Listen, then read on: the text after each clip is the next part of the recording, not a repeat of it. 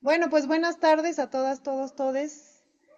Para mí es un gusto, un honor, la verdad, presentar a estos dos investigadores. Em, los voy a presentar para ya no tardarnos más en comenzar. Tenemos el honor ahora de tener a Luz María, a la doctora Luz María Mojar Betancourt. Ella es investigadora titular en el CIESAS Tlalpan. Es investigadora nacional desde 1992, especialista en el estudio de fuentes pictográficas o códices nahuas, directora de los proyectos Amoxcali con la Biblioteca Nacional de Francia, Tetlacuiloli con el Museo Ujú. Británico, con apoyo de CONACYT, Tlatoa con los documentos de la Biblioteca de Viena, autora de varios libros y artículos. Sus últimas publicaciones han sido la coordinación del libro Por los senderos de un Tlamatini, publicado por Ciesas, y el artículo Testimonio de una sociedad en movimiento, los manuscritos pictográficos de Acolhuacán, publicado por el Boletín Americanista de la Universidad de Barcelona, y el capítulo del libro Conciencia histórica de los mexicas en guerra, política, instituciones y derecho prehispánico en Mesoamérica, por la UNAM, Universidad de Anáhuac, Veracruz 2021. Tiene el premio Quinto Centenario en 1990, la escritura en México Antiguo, premio Manuel Gamio como mejor investigación por el proyecto Amoxcali, otorgado por el Instituto Nacional de Antropología e Historia en 2011. Pues bienvenida, Luz María. Voy a Gracias. presentar también a Mario Fuentes Cid. Él es de Huejuapan de León, Oaxaca. Es maestro en historia y etnohistoria por la ENA, la Escuela Nacional de Antropología e Historia. Investiga la metalurgia prehispánica en Mesoamérica y actualmente estudia el doctorado en historia y etnohistoria en la misma escuela, en la Escuela Nacional de Antropología. Es tuitero de tiempo completo, dice. Bueno, pues bienvenidos. Es un gusto tenerlos por aquí. Y justamente la sesión pasada alguien empezó a hablar sobre códices y entonces les comenté que hoy íbamos a tener esta pues sesión con ustedes y estaban muy emocionados. Bienvenidos, pues les dejo aquí para que empiecen. Y cualquier cosa, pues Muchas aquí gracias. ando para apoyarles. Muchas gracias, pues muchas gracias por la invitación. Realmente nos dio mucho gusto poder participar en un evento en donde el tema es la memoria, que es una de las cosas que nosotros consideramos que se dan en los códices, ¿no? Como ustedes saben, los códices son estos libros que se escribieron pintando en la época prehispánica y que se mantuvo esta tradición por los escribanos pintores, los tlacuilos, aún varios siglos después. Esto no desaparece con la conquista. Entonces, vamos a hablar al principio sobre estos códices prehispánicos que son verdaderas joyas de la sabiduría de los antiguos mexicanos, que son de manera muy señalada los almanaques adivinatorios, en donde se consultaban muchas de las preocupaciones, se registraban las fiestas, los dioses, también muchas de las conquistas en el caso de los códices mixtecos. Entonces vamos a hablar un poco de estos primeros libros que se escribieron en la época prehispánica. Como ustedes sabrán, desafortunadamente se perdieron en los primeros años del siglo XVI por las conquistas. Muchas se dieron serie de quemas de códices que se trataba de, pues, de borrar de la memoria estos documentos, cosa que no se logró afortunadamente, y sobreviven unos hay discusión entre 14, 15 documentos prehispánicos. Sin embargo, como comenté, estos se continuaron elaborando durante los primeros años de la colonia y más adelante, en donde, claro, obviamente los temas asentados en estos soportes cambiaron. Los soportes, que nosotros llamamos así a la base en la cual se pintaba, sobre la cual se pintaba, se escribía, podía ser de hojas de papel amate, podían ser lienzos de algodón, podían ser pieles de animales, especialmente creemos de venado, Y también ahora se ha descubierto que varios de los códices que se consideraban de papel amate resulta que son de piel de papel de maguey. Entonces tenemos una variedad de soportes y cada uno de ellos pues tiene un tratamiento especial. Algunos de ellos se les ponía una especie de capa de cal sobre la cual se emparejaba este soporte para poder pintar. Sin embargo, no todos los códices tienen esta base de imprimatura que le llamamos, sino que algunos de ellos están pintados directamente sobre el soporte, que puede variar, como digo, de estos diferentes materiales. Entonces, esta riqueza de información que nos proporcionan estos libros se encuentran en diversos repositorios en el mundo. Tenemos repositorios, como ya se mencionó, en Francia, en Inglaterra, en Italia, en España y en México. Entonces, a lo largo de nuestra sesión vamos a hablar de algunos de estos documentos que se encuentran fuera del país y vamos a tratar de mostrar sus páginas, sus contenidos y el sistema de escritura que están sosteniendo. Estos códices, además de ser pues verdaderas obras de arte, multicolores, pintados con añil, con grana, con carbón, con pinturas obtenidas de flores, inclusive de insectos como el caracol. Tienen una gran variedad de temas que vamos a ver y que nos van a mostrar esta sabiduría del México antiguo. Entonces, sin más, le doy la palabra al maestro Mario Fuente para que les hable de estos códices elaborados en el mundo prehispánico. Adelante, Mario. Claro, muchas gracias. Nada más que ahora déjenme ver si yo puedo compartir la pantalla, porque como ya está, Ah, ¿cómo está la mía? ajá, pero creo que ya, ¿no? Creo que ya la saqué. Sí, Ok. ya está. Ah, ok. Bueno, poco tosco, pero bien, a ver, déjenme ver dónde estoy yo, porque yo veo esto. Ahí está bien, sí. Claro, como, a ver, se escucha bien, ¿verdad? Sí, Sí. sí, sí. Solo déjenme. Ajá, muy bien. Ok, sí, claro, como señalaba la profesora Luz María, hay una serie de tópicos básicos para comprender los códices, ya los mencionó, lo voy a repetir a lo largo de la exposición, no me voy a detener uno a uno en ellos, pero para ser honestos, pese a que nosotros como investigadores ponemos un gran esfuerzo pues en rescatar los elementos, la memoria, en hacernos así investigaciones, para ser muy honestos, yo diría con un poco de humildad y angustia que es más lo que ignoramos que lo que sabemos, ¿no? Y digamos, esto no es necesariamente malo, sí es una condición derivada del proceso de invasión europea. Gran parte de estas cosas que desconocemos vienen de que se cortaron muchas cosas de manera muy abrupta, a pesar de que, como ya se mencionó, hubo continuidades. Y otras es pues porque hacen falta muchísimas investigaciones, lo cual decía yo que no es necesariamente malo porque hace que sea muy rico todas las posibilidades de preguntas que nos podemos hacer. Ahora, yo voy a mencionar los códices prehispánicos.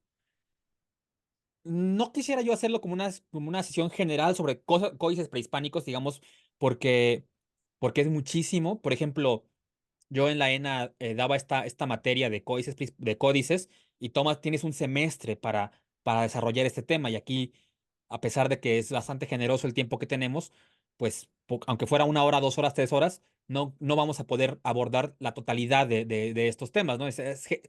Eh, Son temas que requieren años de estudio. Entonces voy a hacer una explicación amplia. No me voy a detener a los detalles. Espero que esta cosa que comparto genere muchas dudas y a partir de las dudas quizá podamos seguir trabajando. Entonces, como bien señalaba la profesora Luz María, los códices prehispánicos, pues según quien los cuente, pues son como 13, 14, 15. Se agrupan a muy, muy grandes rasgos en tres grupos. Los investigadores los agrupamos para trabajarlos en tres grandes grupos. Grupo maya, grupo mixteco y un grupo que no queda muy, muy bien claro qué onda con él, que se llama, le han llamado grupo de códices del grupo Borgia, por razones que ahorita no vienen al caso. Estos dos últimos grupos, el grupo mixteco y el grupo de códices llamados Borgia, tienen varias características en común, muchas de las cuales ya mencionó la profesora, ¿no? La cuestión de índole calendárico ritual, la adivinatoria, la presencia de deidades, en fin. Y comparten un estilo de pintura, vamos a decir, que se conoce como estilo Mixteca Puebla. Vamos a ir viendo ejemplos sobre esto a lo largo de la charla. Ahora bien, hay un gran problema con estos códices del grupo Borgia y de los grupos del códice Mixteco. Y es que a pesar de que más o menos sabemos dónde se elaboraron, más o menos, no sabemos en qué lengua están, a diferencia de los grupos de varios códices coloniales que sí sabemos que son nahuas y eso facilita su lectura, facilita entre comillas, ¿no? Entonces los códices Borgia y los códices mixtecos no sabemos muy bien en qué lengua están y estamos todavía en eso trabajando y tratando de investigar. Y para intentar lograrlo, hay que hacer un trabajo muy minucioso y un trabajo de, pues yo diría de talacha, que es hacer catálogos, ¿no? Hacer catálogos y catálogos y catálogos, y a partir de estos catálogos se pueden medio que empezar a inferir posibles conjuntos de significados, asociaciones, patrones comunes, y solo a partir de este gran cantidad de información poder empezar a proponer una lectura.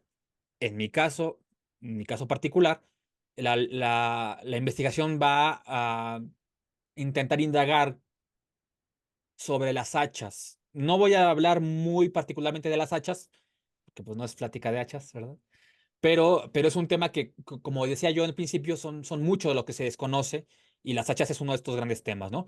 Aquí lo que ven en la pantalla es uno de estos ejemplos de estos catálogos que se tienen que elaborar. Más o menos, a grandes rasgos, el códice, vamos segmentándolo para ahí poder indagar cada uno de sus elementos y luego, en un segundo momento, deshacemos esa segmentación y proponemos una lectura general, ¿no? Entonces, la manera en la que lo hago yo es sobre todo tomando ese tipo de imágenes. Esta es una imagen de un códice Bodley, códice del grupo mixteco. Y entonces a mí me gusta, digamos, esta imagen se puede trabajar ya con esta imagen, ¿no? Y entonces se podría elaborar de esta forma. A mí me gusta trabajar así, es decir, presentar un redibujado, una propuesta de redibujado, porque los elementos, si vemos, algunos están más borrados, algunos no se observan bien, y a manera de exposición, para mí es más fácil presentar un redibujado y hacerlo así e ir conformando catálogos y catálogos y catálogos. Yo vi que por ahí alguien levantó la mano, les pediría que me dejaran avanzar un ratito y ahorita, si quieren, regresamos con muchísimo gusto a puntualizar las dudas finales, pero quisiera yo tener una base común. Entonces, bueno, ahora, estos catálogos, pues cuesta bastante trabajo hacerlos porque hay que estar haciendo talacha y talacha y talacha de estos códices. Y muchos de ellos, por ejemplo, aquí en esta imagen, como vemos, tienen un daño considerable. Como bien señalaba la profesora Luz María, algunos de ellos fueron destruidos en la conquista, otros fueron mutilados, segmentados, otros fueron quemados, y algunos de ellos, pues simple y sencillamente por el uso, quizá porque los escondieron, en fin, pues por la humedad y por los mismos materiales, pese a que se conservan bastante bien, pues tienen grandes áreas en las cuales no se puede ver. Y esto obviamente pues es una dificultad para las investigaciones. Entonces, yo lo que voy a mostrar un poquito es una serie de métodos y posibilidades, pero sobre todo dudas que tenemos a la hora de abordar estos documentos, ¿no? Y esto va a ser novedoso también para mi profesora porque no ha visto cómo lo he trabajado esta parte, pero bueno, ahí estaba yo trabajando este elemento, ¿no? Este elemento que es un topónimo, es un glifo que es el nombre de un lugar y Este glifo está aquí, no sé si alcanzan a verlo en la parte izquierda inferior, y forma parte de una banda más larga, que es esta, son las dos primeras láminas del códice Botley. Este es el códice recortado, esta es solo la parte de abajito, y pueden ver que en las orillas y en la parte del centro está muy erosionado. Entonces, esto es una dificultad para quienes investigamos estos códices porque pues queremos saber qué hay allí, porque medio que se alcanzan a ver algunas figuras ahí desvaídas, en fin. Afortunadamente, con cierto software podemos realzar la imagen, y quisiera yo detenerme un poco sobre estas posibilidades nuevas, estos nuevos métodos que estamos desarrollando para poder medio que ver lo que había detrás de la imagen, ¿no? Aquí en la parte de arriba está la imagen original y en la parte de abajo está con un software que realza ciertos tonos, y es posible que empezar a ver algunas de las partes que estaban perdidas. Por ejemplo, aquí tenemos tres conjuntos glíficos, uno a la izquierda, otro al centro y otro a la derecha. Nosotros que ya trabajamos con los códices, y seguramente ustedes que son curiosos, pues pueden identificar que es el glifo del año, el año mixteco. Aquí lo tenemos, digamos, así se debería de ver originalmente. Yo pienso que en este glifo que se perdió, en el primeritito que está hasta la izquierda, debe ser el año, algún numeral, año pedernal. ¿Y cómo me atrevo a sugerirlo si prácticamente no se ve nada? Porque solamente hay cuatro posibilidades para entender los años. Está el año conejo, el año caña, el año casa y el año pedernal. Solamente están estas cuatro posibilidades, no hay otras más. Y entonces aquí en el glifo que ya se perdió, con el software de realzado, medio que se alcanza a ver en la parte superior derecha del glifo borrado una parte rojita. Eso solamente puede ser un glifo, y ese es el glifo del pedernal que les muestro aquí a la parte, digamos, completo a la parte derecha. Entonces, a lo que quiero llegar yo con esto es que a pesar de que hay códices que se perdieron, que se borró la imagen, que fueron dañados, son, son, son tan consistentes, eran soportes de memoria tan consistentes que todavía se pueden medio que rescatar gran parte de la información a pesar, insisto, de que está perdida, ¿no? Entonces, porque son muy consistentes. Y luego venía una segunda duda, ¿no? Aquí en la parte, en los círculos rojos, les marco algunos glifos que no se alcanzan que medio que se alcanzan a ver.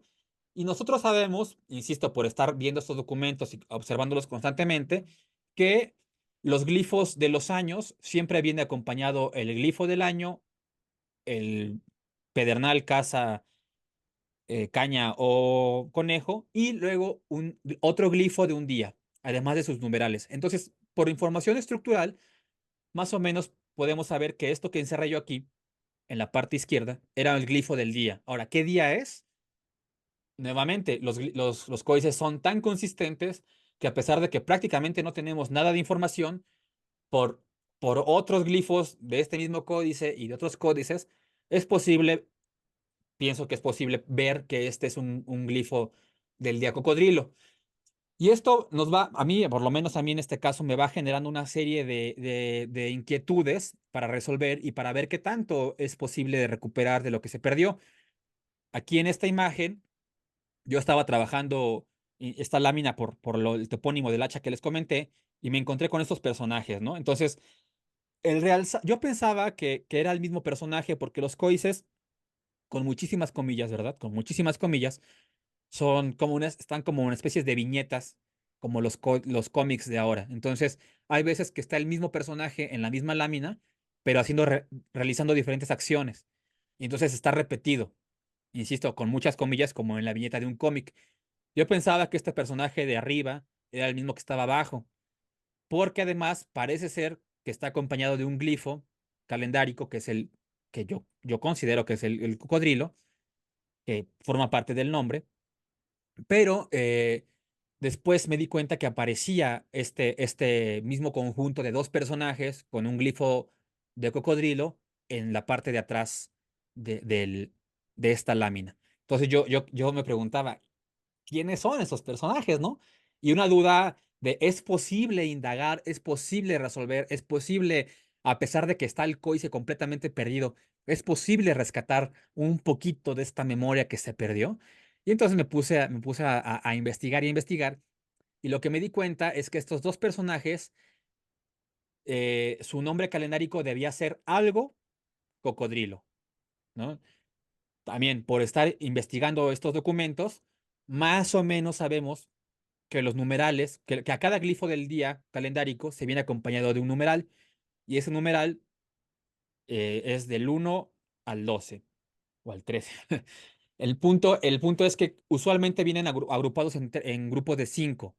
Entonces, del 5 no se le agrega, casi nunca se le agrega un sexto numeral, se hace otro segmento de 5 y así, así, así. Entonces, por esa razón, yo suponía que el personaje de la derecha debía ser 11 lagarto.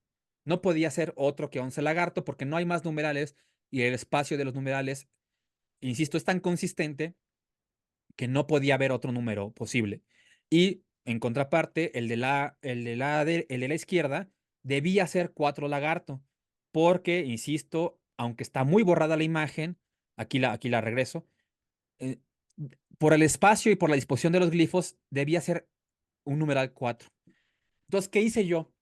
Pues me puse a revisar y a revisar y a revisar y a revisar otros códices y efectivamente encontré a mis personajes, ¿no? Aquí está Cuatro Lagarto y otro personaje. Bueno, aquí ya los vemos bien desarrollados porque aparecen en otros códices, ¿no? Aquí se me coló un personaje serpiente, pero en la parte de la derecha están 11 lagarto y 4 lagarto, y aquí otra vez en la parte de la derecha abajo vuelven a estar 11 lagarto y 4 lagarto. Más que indagar en la vida personal de estos personajes, a lo que quiero llegar es que estos documentos son tan consistentes que con muchas comillas, es posible, a pesar de que está borrado casi por completa la imagen, es posible ver reflejado la información en otros documentos.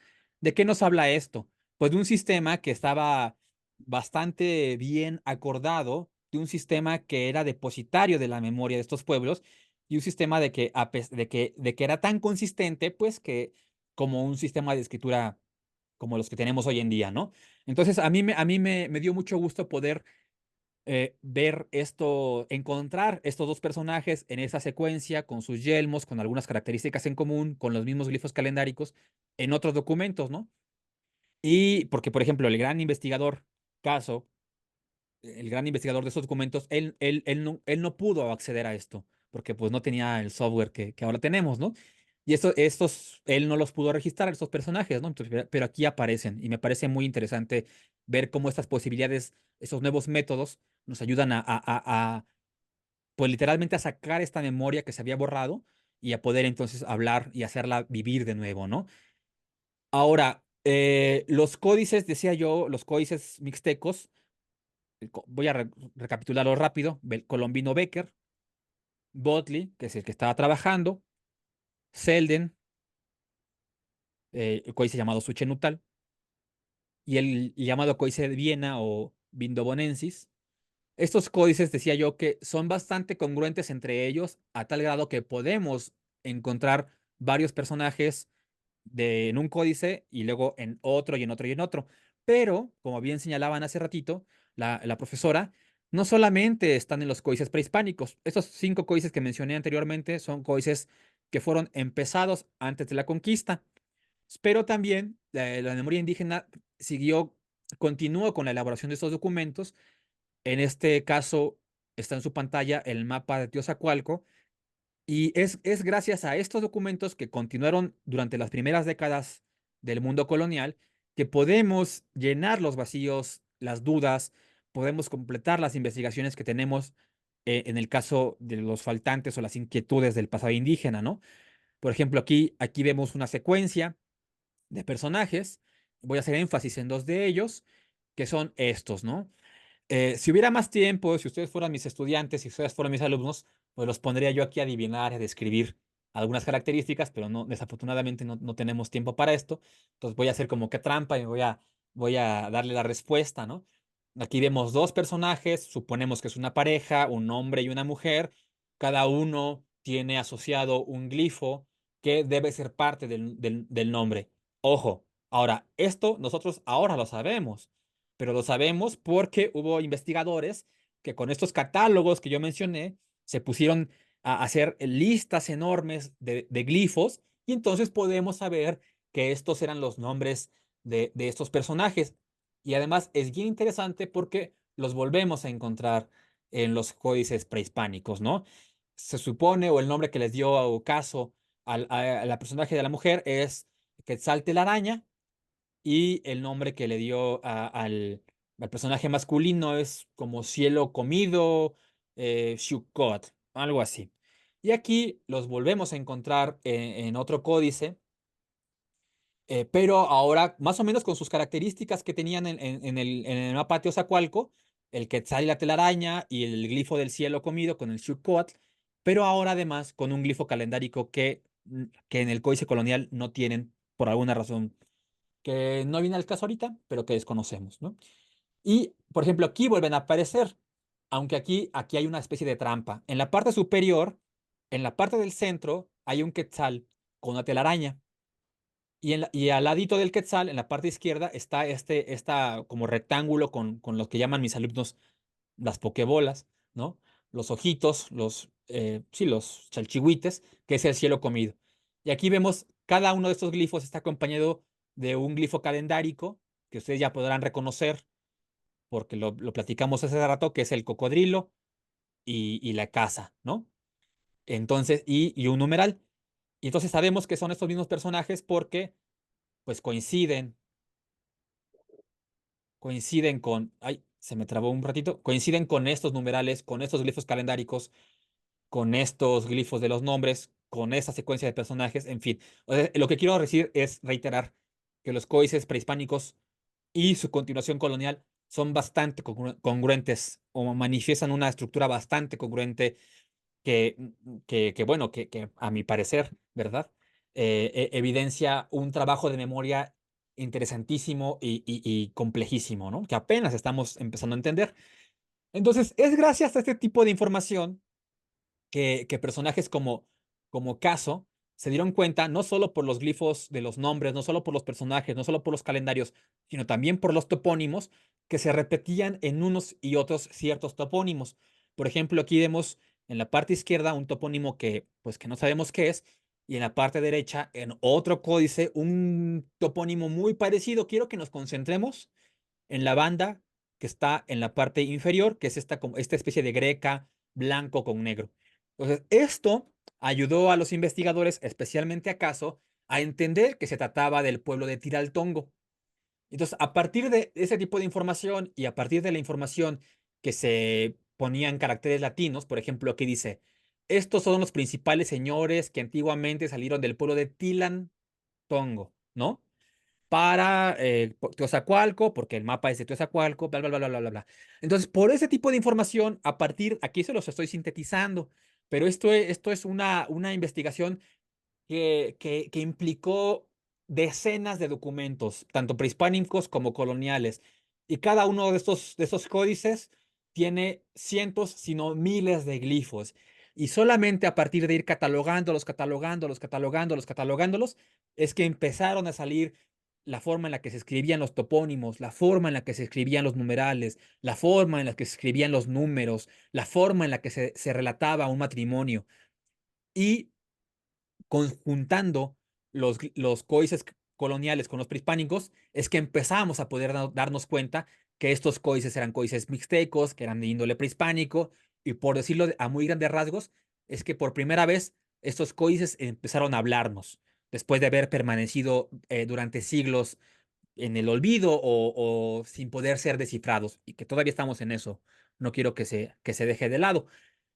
Y bueno, este es un ejemplo de estos catálogos, ¿no?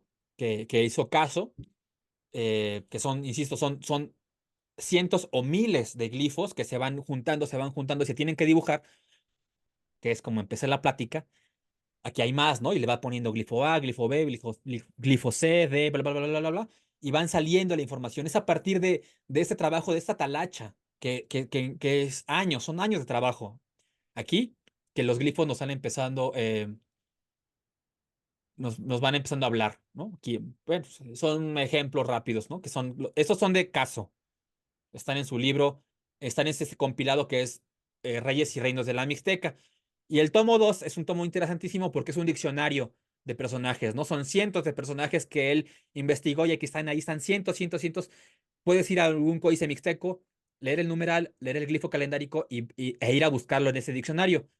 Y ahí es una chamba enorme. Pero, como empezar al principio, porque estaban borrados, hay algunos personajes que Caso nunca pudo encontrar, pero que ahora, gracias a la tecnología, podemos usar. Y Caso hizo algo sorprendente, y es que la enorme mayoría de estos documentos están en el extranjero.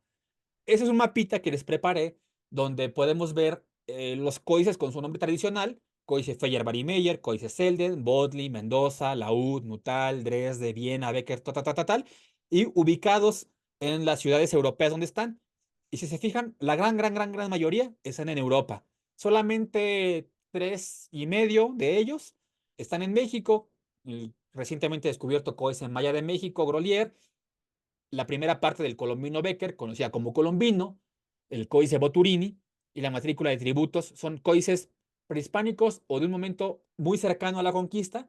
Solamente 4, 3,5, están en México, el resto están en bibliotecas europeas, en París, en Madrid, en Italia, en el Vaticano, en Austria, en Alemania, en el Reino Unido, ¿no? Entonces, lo que hizo Caso fue impresionante porque él, sin tener acceso a Internet, solo teniendo acceso a copias o yendo directamente a las bibliotecas, pudo hacer toda esta investigación que les narré en un principio. Y más o menos ya con esto termino porque yo me puedo seguir aquí horas, ¿verdad? Eh, es, Esta labor no solamente es una labor importante de la catalogación de los glifos, sino es una labor también fundamental generar reproducciones o por lo menos tener fotografías para poder consultar esos documentos. Aquí lo que vemos en esta lámina es una de las copias que hizo Aglio, un pintor, un dibujante del siglo XIX, por encargo de un personaje que se llamaba Lord Kingsborough. Él le pagó a este dibujante y entonces él empezó a copiar todos los códices a los que tenía acceso y luego los reprodujo en estos libros. Y estas eran seguramente junto con fotografías y visitas directos a las bibliotecas, era la única forma en la que él podía tener acceso a todos esos documentos en las primeras décadas del siglo pasado, en el siglo XX, 1940, 50, en fin. Pero nosotros pues ya no tenemos que hacer eso, ¿verdad? Ahora, gracias al Internet y sobre todo gracias a tareas como las de la profesora Luz María, pues estos documentos están digitalizados, están accesibles para que cualquier persona en el mundo pues pueda consultarlos e incluso irse a los diccionarios, irse a los catálogos y empezar a ver cómo es que trabajamos los investigadores. Y es una gran ventaja, ¿no?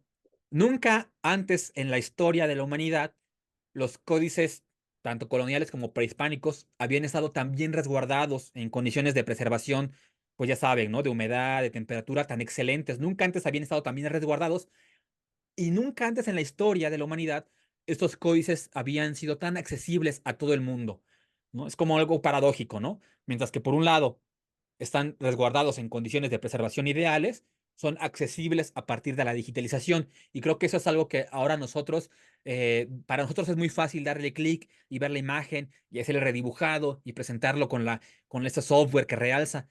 Pero eso es gracias a un esfuerzo enorme de digitalización y de compartir esto con el mundo, que es parte de lo que hizo la profesora Luz María Moar. Yo creo que aquí lo dejo, nada más señalando algunas cosas, que gracias a estas digitalizaciones, pues es posible hacer estos diagramas que a mí me gustan tanto porque explican, por ejemplo, aquí el tamaño de cada uno de estos códices. Los códices coloniales son enormes. Algunos de ellos miden 3 metros, 4 metros, mientras que los códices prehispánicos tienen a ser chiquitos y en forma de biombo, ¿no? Pero gracias a que tenemos las fotografías en gran formato, podemos presentar este tipo de diagramas que me parecen a mí muy explicativos. O en mi caso, tomar la imagen, generar un redibujado y entonces empezar a generar la catalogación y empezar a contribuir ahora yo, ¿no? Con mi parte humilde de catálogos y catálogos y catálogos y catálogos para empezar a recuperar esta memoria que gran parte de lo que fue la irrupción de la eh, invasión europea pues nos quitó, ¿no? Entonces poco a poco estamos pudiendo hacer estos catálogos. Y son horas de redibujar, son horas de catalogar, pero yo creo que vale mucho, mucho la pena. Todo sea porque estos, insisto, estos códices vuelvan a hablar de nuevo por primera vez como en tanto tiempo, ¿no? Y me iba a seguir con otras cosas que bueno, ya después habrá más tiempo, ¿verdad? Para platicar. Y creo que por mi parte es todo, ¿no? Yo les agradezco muchísimo el tiempo que me otorgaron y espero que haya algunas dudas y si no por correo, ahorita vemos qué onda con eso. Y bueno, le doy la palabra a la profesora. Y creo que ahí quedó bastante bien porque tiene ahí directamente la pantalla ya compartida. Ujú. Oye, Mario, ¿no sería bueno si había unas preguntas que te querían hacer desde el principio? No sé, Claudia, qué dice, si hacemos ahorita esa sesión un poquito de preguntas o al final todas. ¿Cómo lo hacen, Claudia? ¿Qué Pues opinas? estaba viendo que las preguntas que habían eran relativas a que algunas personas no podían ver las imágenes, pero se salieron de la sesión y volvieron a entrar y ya pudieron verlas. Pero creo que sí sería interesante poder hacer que la gente intervenga, los alumnos intervengan ahorita. Ahorita hay una pregunta, dicen, disculpe, ¿cómo se llaman los softwares para redibujar y para ver los tonos de los códices? Pregunta Noema Sofía. Ok, ahora te lo voy a escribir aquí abajo, o sea, lo voy a decir, pero pues como se va a olvidar, lo voy a escribir aquí abajito, ¿no? Son varios software. El que uso yo para redibujar se llama Inkscape, ¿no? Aquí lo voy a poner, Inkscape. Es una alternativa libre a Illustrator, por ejemplo. Es decir, es un software que a partir de un trazado vectorial, no trazamos la imagen, sino trazamos los puntos.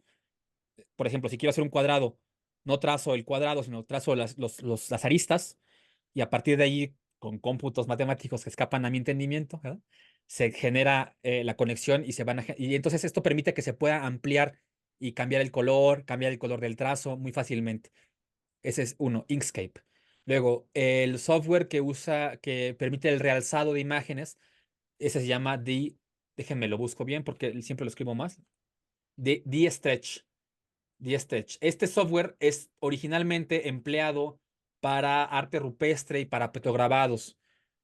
Em, Sin embargo, me parecía a mí que había posibilidades de usarlo en la aplicación de los códices. Si ustedes buscan, regálenme un segundo y entonces ahorita les doy un enlace en donde explico más a profundidad cómo se usa este software y cómo es que y cómo se llaman, ¿no? Ahí se los mandé, que es una ponencia que presenté hace como un mes hablando más del procedimiento, del método en particular que uso.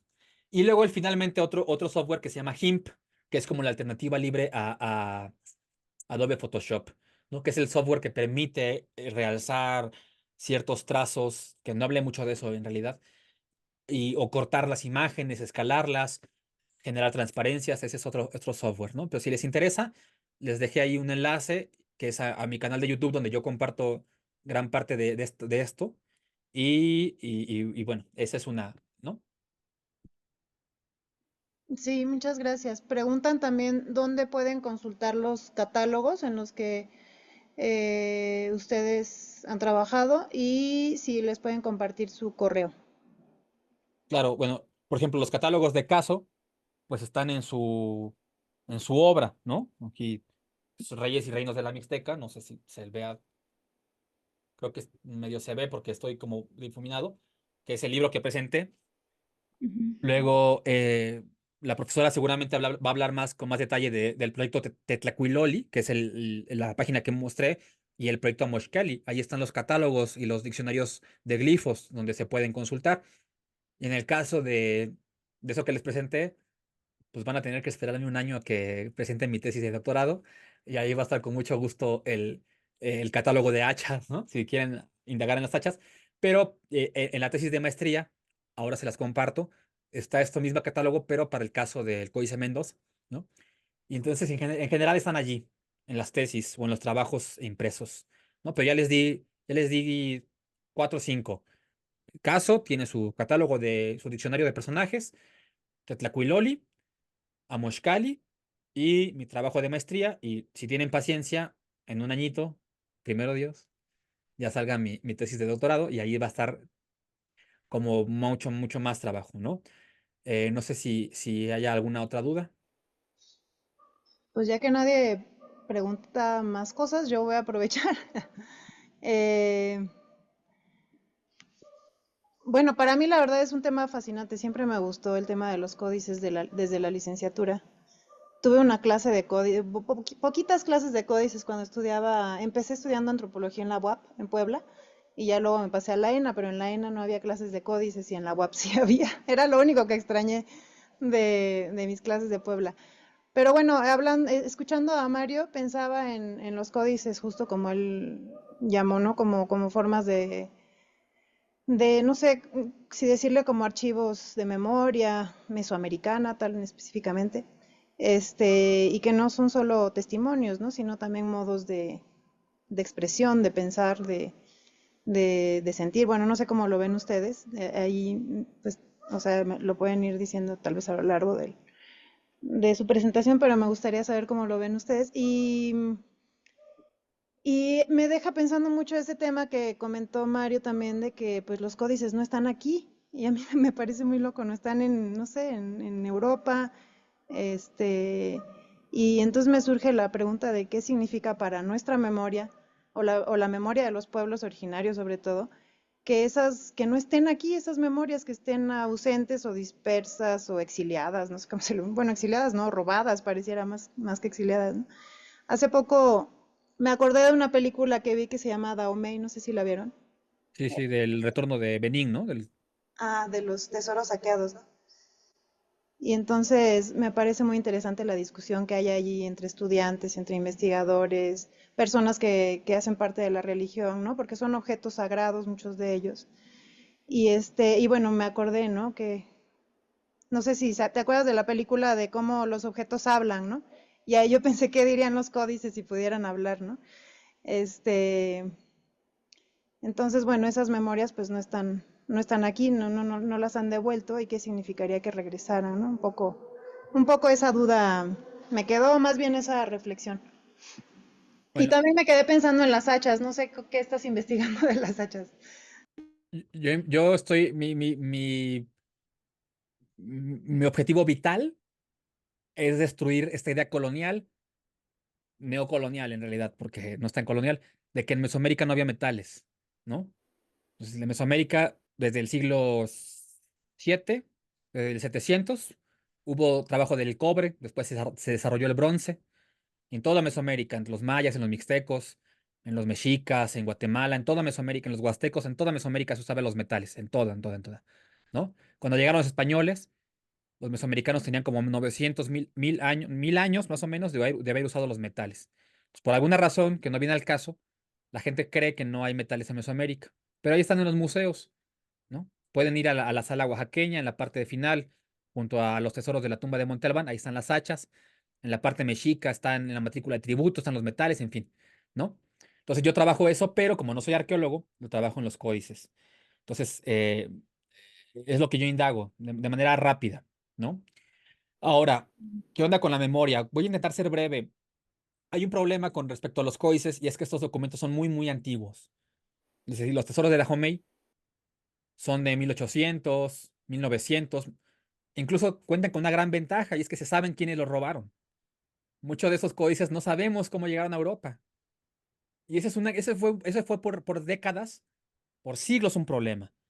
Porque muchos de estos documentos permanecían catalogados como documentos, como libros chinos o libros egipcios. O sea, imagínate qué tanto se perdió que ni siquiera sabemos cómo llegaron allí. Y es gracias a estas investigaciones que se pudieron primero asociar a culturas mesoamericanas, aunque en ese momento no se llamaban así, aztecas o zapotecas. Después con trabajos como Caso, en el caso de los códices mixtecos, por supuesto, ya se empezó a indagar que eran mixtecos de ciertos pueblos, de ciertas regiones, pero hay mucho que se desconoce. Entonces, a veces se pierde de vista que un proceso, que nosotros recordamos cosas o somos capaces de recordar cosas porque olvidamos otro conjunto más grande de cosas, ¿no? Y en el caso de los códices mixtecos, es muchísimo de lo que se olvidó. Sin embargo, para los pueblos son documentos importantes, pero sobre todo creo que son más importantes su continuidad colonial. Creo que son más importantes todavía, ¿no? Y muchos de ellos, afortunadamente, sí están en México, sus documentos coloniales. Y incluso algunos de ellos están en los pueblos todavía, ¿no? Creo que eso es más importante. Y hay otro tema, y con esto cierro porque hay que escuchar a la profesora, que es el calendario. El calendario asociado al paisaje, el calendario asociado a, sí, al paisaje, a dónde sale el sol, a dónde se oculta, a la espacialidad en términos de estaciones, de primavera, verano, invierno. Y eso lo vemos reflejado en los códices. En los códices está constantemente el calendario como preocupación, en los códices está constantemente elementos geográficos como preocupación, y eso, aunque se lo hayan robado a Europa, el documento me refiero, eso está en los pueblos hoy en día. Es decir, la gente en los pueblos camina los montes, camina los caminos, y está en el paisaje viva esa memoria que está enraizada en los documentos prehispánicos, insisto, a pesar de que el documento esté en Europa. Y eso creo que no debemos dejarlo de lado, ¿no? Que esa memoria está, si está emanada en los códices, es porque primero está en el horizonte. En el Y bueno, territorio. exacto. Y bueno, yo aquí termino con esto. Muchas gracias, Mario.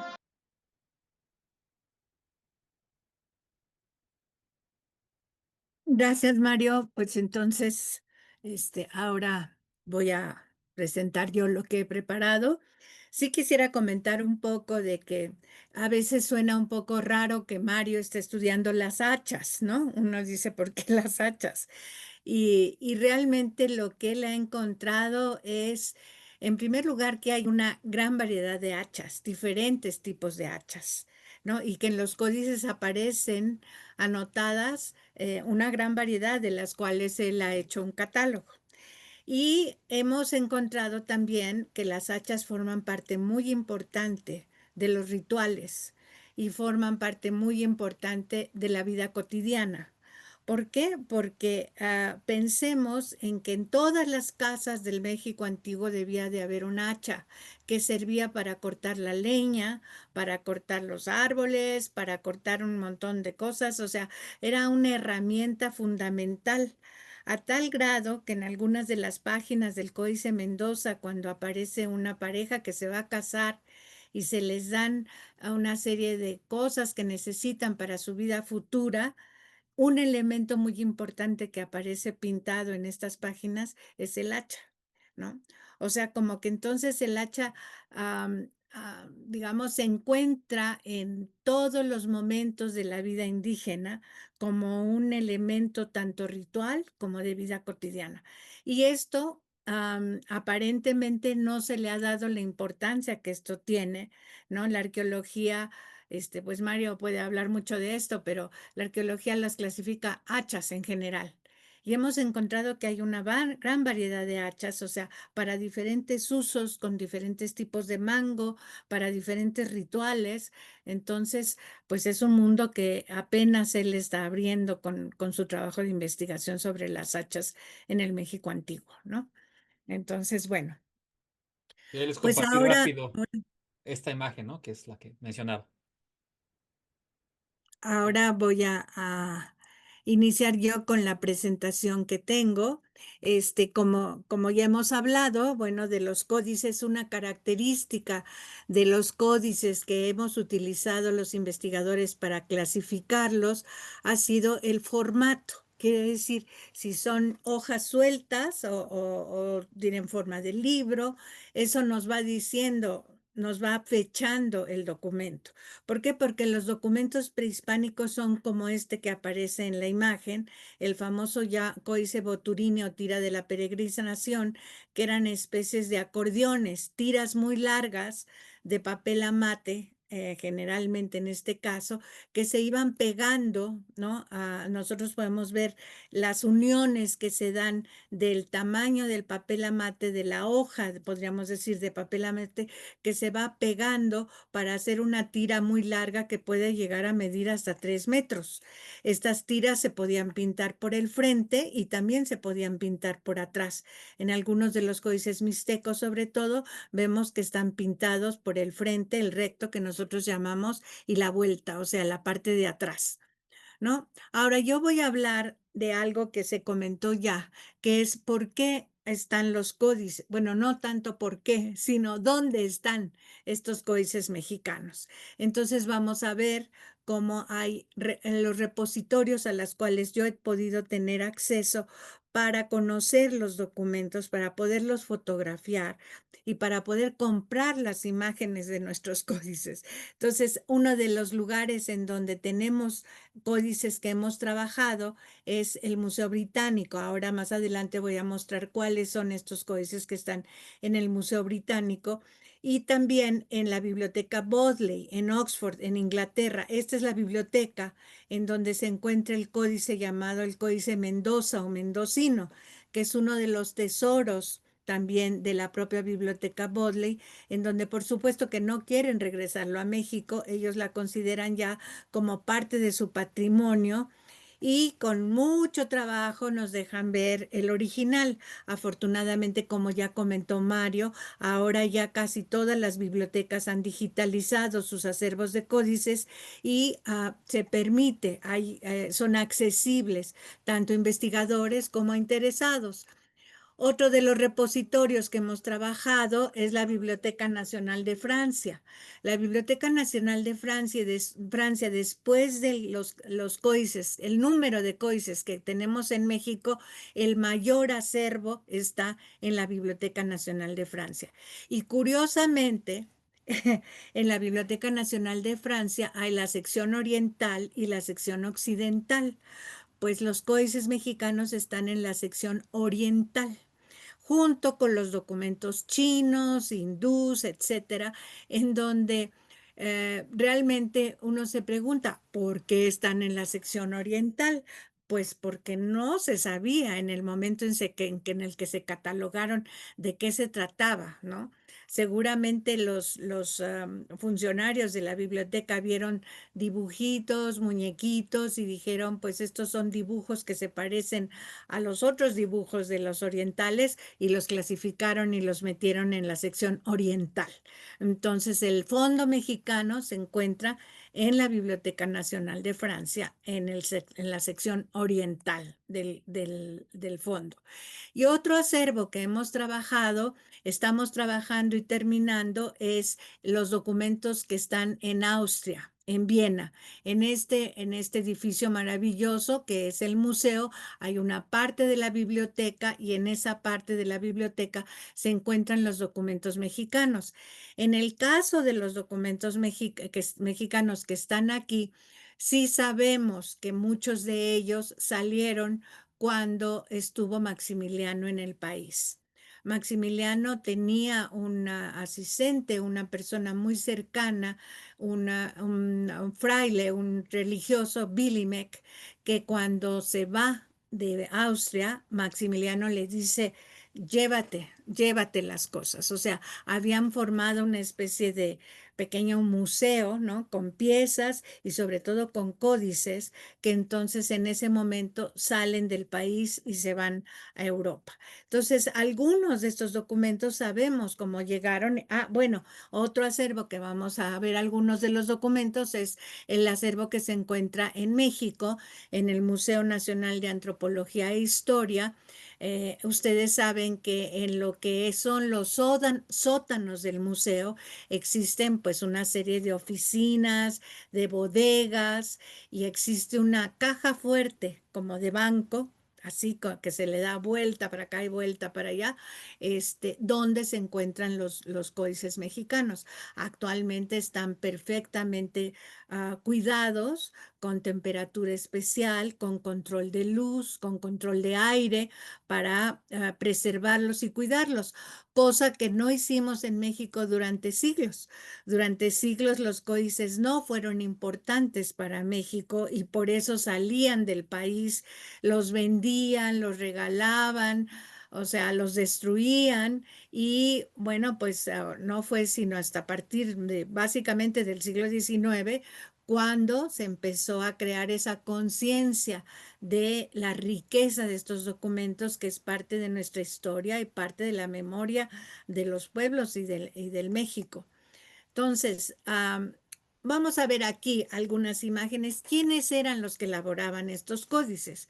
Obviamente, quienes elaboraban estos códices eran especialistas, gente formada, educada en el Calmecac, en donde se les instruía sobre la historia, sobre la religión, sobre la política, la economía, la geografía, y eran los llamados tlacuilos. Los tlacuilos son los que escriben pintando.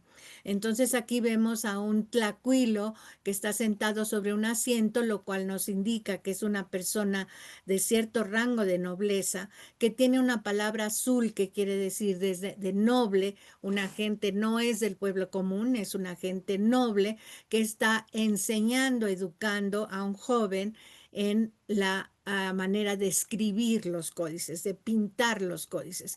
Tenemos también esta imagen de los mixtecos, también un tlacuilo, un pintor de códices, y un conejo aquí que nos está personificando a quienes pintaban y elaboraban estos documentos. O sea, era toda una especialización en el mundo indígena antiguo de quienes elaboraban estos documentos y que conocían y sabían todos estos elementos de su cultura, de su memoria histórica, de su religión, etcétera. Entonces, tenemos entonces varios, los códices, los hemos clasificado como prehispánicos, a los mayas, a los mixtecos y a los nahuas principalmente. Desafortunadamente de los nahuas, pues no tenemos códices prehispánicos. Se discute todavía si uno de los documentos que ahorita vamos a ver es un códice prehispánico, si la matrícula de tributos es un códice prehispánico o es un códice colonial. O sea, a veces es muy difícil clasificar a qué periodo histórico corresponden, ¿no? Y esa es una tarea que tenemos también los investigadores. Sin embargo, bueno, hay códices que son definitivamente prehispánicos, como son los códices mayas, ¿no? De los cuales tenemos aquí unas imágenes de algunas páginas del Códice París, ¿no? En donde ustedes pueden ver que está muy dañado. Hay partes de las láminas que ya pues se han perdido, ¿no? Y este códice pues se llama París, ¿por qué? Pues porque se encuentra en París, efectivamente se encuentra en París, precisamente en la Biblioteca Nacional de Francia. Y desafortunadamente este códice sí tiene lo que llamé yo, les comentaba, esta imprimatura, esta capa que se trataba de emparejar el soporte para pintar, pero con el tiempo esa capa se cae. Entonces yo tuve la fortuna de ver el original del Códice París en su caja y en la caja había especies de, ¿qué podríamos decir? Viruta, que era las partes de estas partes que se han caído y que quedan ahí obviamente en el repositorio donde se encuentran, ¿no? Entonces el Códice París es uno de los códices más famosos y el Códice Colombino, del cual tenemos en México una parte del códice colombino que es un códice mixteco, ¿no? Y como que ustedes pueden ver aquí, sí se nota esa imprimatura, se ve esa capa blanca sobre la cual los pintores indígenas registraron y anotaron fechas, fiestas, guerras, conquistas, matrimonios, etcétera. Ya se me atoró. Perdón. No, me voy a regresar porque este es el códice borbónico. Como ustedes ven, es un códice precioso, con un gran colorido que ha permanecido a través de los siglos, de una complejidad en donde nos habla de las fiestas, de las fechas, de las deidades, de los ritos que se hacían.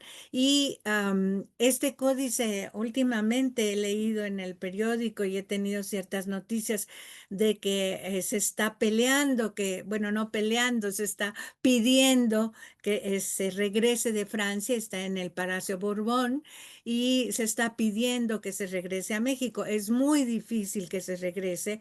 Ninguno de los repositorios ha regresado códices, con excepción del Vaticano.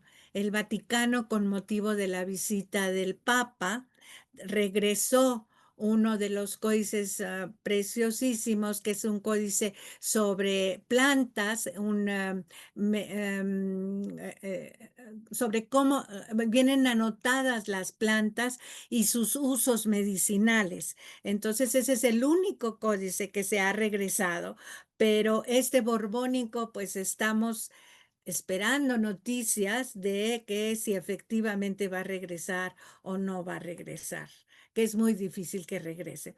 Esta imagen me gusta ponerla porque ilustra muy bien qué fue lo que pasó con los códices en los primeros años de la llegada de los invasores europeos. Ustedes ven que aparecen varios de los glifos que identifican a las deidades, y cómo todos estos documentos fueron quemados por los frailes, pensando en que eran diabólicos, en que había que acabar con esa religión.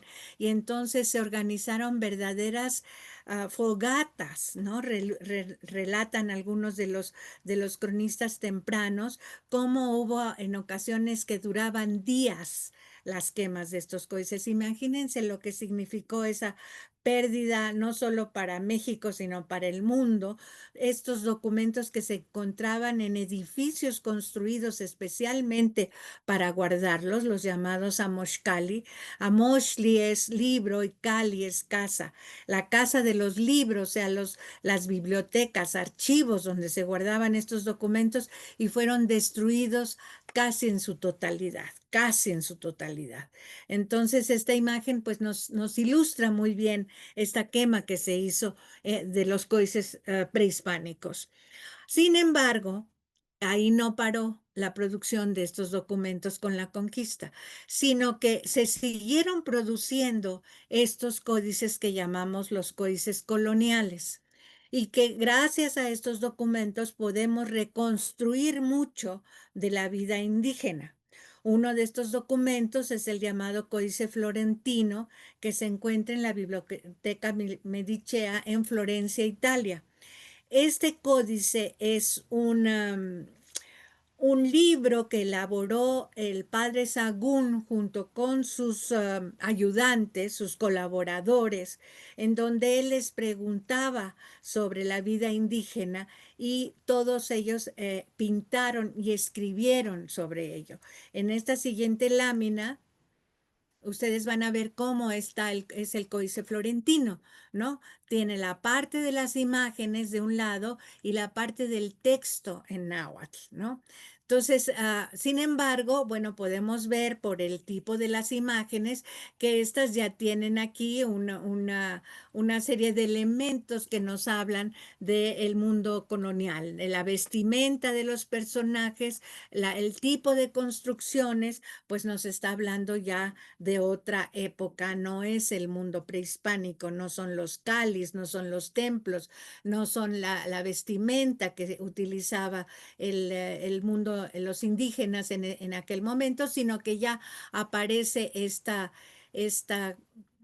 esta combinación, digamos, de el trabajo de los amantecas, o sea, los trabajadores de la pluma, que ahí vemos cómo tienen una selección de diferentes tipos de plumas, de diferentes colores, de diferentes tamaños, con los cuales elaboraban pues una gran cantidad de piezas, sobre todo en el mundo indígena prehispánico, las trajes de los guerreros, los escudos, las cortinas, los tapetes, los ixcahuipiles forrados de plumas, etcétera. O sea, la pluma era uno de los elementos más importantes utilizados por los artesanos en el mundo indígena. Entonces aquí tenemos esta combinación. Una cosa importante es el texto.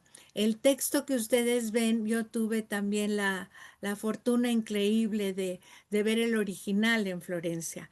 Y fue para mí muy sorprendente ver cómo parte de estas partes del texto a veces tienen una especie como de parche, como que lo que se había escrito originalmente, pues no sé si a Sagún no le gustó, le pareció que era, eh, pues no sé, qué pudo haber pensado, y entonces le pusieron un pedazo de papel encima y escribieron entonces encima de ese papel. Entonces todavía tenemos muchísimas preguntas con respecto a los códices de todo tipo, ¿no? Algunas de ellas son estas preguntas de, bueno, ¿por qué Sagún hizo eso? ¿Por qué parcharon, digamos, las páginas en algunos textos? Que bueno, nosotros al ver esta imagen, pues no nos damos cuenta, solamente viendo el original es cuando uno va descubriendo una serie de detalles que nos llevan por diferentes caminos, ¿no? Ahora voy a presentarles a ustedes algunos de los códices que se encuentran en París. Este es el llamado Códice Mapakinatzin, que lo trabajamos en este proyecto Amoxcali, que en este proyecto Amoxcali nosotros le compramos con el apoyo de CONACYT las imágenes de los códices originales. En el momento que hicimos este proyecto, hace más de 10 años, no había posibilidad alguna de consultar los códices originales. Entonces, estas imágenes, pues las compramos, las digitalizamos y las subimos en una página web en la cual ustedes pueden tener acceso para ver las láminas originales, que como decía Mario, pues ahora las podemos amplificar, las podemos disminuir, podemos hacer muchas cosas con la tecnología, pero en ese momento fue la digitalización el objetivo de digitalizar el Fondo Mexicano de la BNF con el financiamiento de CONACYT y con un proyecto en donde participaron pues más de 60 personas en hacer estos análisis de las imágenes, estos catálogos que ahora vamos a ver. Ahora les voy a mostrar. Entonces aquí tenemos esta imagen del llamado mapa Kinatzin, en donde lo que nos está relatando es el origen chichimeca el origen chichimeca de quienes llegaron al centro de México, que llegan al centro de México, que se establecen en el centro de México y que posteriormente son quienes permiten a otros grupos como estos, los chimalpanecas y los tlaylotlacas, que se establezcan en el territorio en el centro de México. Con ellos llega la agricultura, aparece entonces aquí una planta hermosamente pintada y una serie de personajes que desafortunadamente ya en el original se perdieron, de quienes fueron llegando a establecerse en el centro de México, que en ese momento estaba siendo ocupado por los chichimecas que habían llegado del norte. Y una característica de los chichimecas va a ser siempre que traen un atuendo hecho de piel con una especie de corona, ¿no? Y siempre con arco y flecha. El arco y la flecha van a ser elementos diagnósticos, decimos nosotros, para entender que se trata de personajes chichimecas. Este códice se encuentra formado por 3 láminas. La segunda lámina, que es esta, que como ustedes ven desafortunadamente ha perdido muchísimo, pero que tenemos unas copias que se hicieron en el siglo XIX que nos permiten reconstruir la parte que ya no se ve. en donde podemos ver que se trata del palacio de Nezahualcóyotl, que está Nezahualcóyotl aquí con su nombre Nezahualcóyotl y su hijo Nezahualpili. Están en el palacio y cada una de estas salas tiene una función especial que nos la están marcando con los glifos. Aquí tenemos 4 bocas hablando, porque es el edificio, es el Salón de la Justicia, donde se presentaban los jueces y el pueblo común y la nobleza a discutir asuntos legales. Tenemos otros salones en donde se guardan las armas. Aquí tenemos un escudo con un Ixcahuipili, estos chalecos de algodón, en donde son 2 salones dedicados a la guerra, digamos. Y este otro salón grande donde tenemos el almacén de los tributos que se van recibiendo y que se van guardando en estas salas del palacio. Y aquí recuerden ustedes que Texcoco, esta es la zona del Texcoco, es el salón del canto, de la música, de la poesía. Entonces aquí tenemos un personaje que tiene unas flores en la mano. Aquí tenemos el huehuetl y el teponaztle con el glifo del sonido y unas cortinas aquí, especies de cortinas que nos indican los salones en donde seguramente había canto, había danza, había poesía. Y en estos salones de acá tenemos otro salón de la guerra y un salón donde aparece el glifo de Tenochtitlan y de Tlacopan. En este salón, según dicen los cronistas, los 3 señores de la Triple Alianza, Texcoco, Tlacopan y Tenochtitlan, discutían y organizaban sus guerras para dominar el resto de los territorios mesoamericanos. Y esto que aparecen aquí, estos personajes que aparecen aquí, son el consejo, son los gobernantes de los pueblos que dependían de Texcoco, aquí cada uno de ellos con su antropónimo o nombre, y en el borde de la página aparecen esta serie de pueblos, son cerros, es el glifo que nos indica el cerro, con un huictli, con un bastón plantador, para indicar que se trata de pueblos campesinos tributarios de estos señores de acá, y acá aparecen los topónimos de los lugares aliados de Nezahualcóyotl y después de Nezahualpili, que estos son los señores que gobiernan estos pueblos que son los aliados de Texcoco, ¿no? Entonces, en una pequeña lámina nosotros tenemos muchísima información que vamos desglosando para conocer aquí el palacio, ¿no? Aquí ven los pueblos campesinos con el huictli, con el bastón plantador, y acá los topónimos de los lugares que gobiernan estos señores. La tercera lámina del códice es una lámina, hoy no sé si ustedes ven algo porque en mi computadora se ve muy claro, es la copia, ¿no? Es una copia que yo mandé a hacer de este palacio en donde puse los nombres de los pueblos que aparecen y los nombres de los personajes que aparecen aquí leyendo sus antropónimos o sus nombres. Y una tercera lámina de este mismo códice es esta lámina que se ha llamado la lámina de delitos y castigos. ¿Por qué? Porque en ella aparecen los diferentes, digamos, los delitos, efectivamente, los delitos que se podían cometer y que están aquí consignados, que son el robo en una casa donde aparece la pareja durmiendo y esta persona que está quitando las piedras para meterse a la casa para robar probablemente mantas, plumas de quetzal, y hay una especie como de baúl, que está tejido, que era una especie de baúl tejido en donde se guardaban pues las posesiones de las personas. Otro que está abajo, que también está abriendo precisamente ese baúl para sacar lo que encuentre para robarse, y acá aparece una escena muy interesante, que es un hombre que le está robando a una mujer que está volteada y que es en la noche. Entonces aparecen unos ojitos que son las estrellas para indicarnos que el robo se lleva en la noche. Y de este lado, bueno, pues tenemos unos castigos terribles, ¿no? Que es el azar a un personaje que según la glosa nos dice aquí que se trata de una pareja de adúlteros en donde ella es ahorcada y él prácticamente es asado vivo.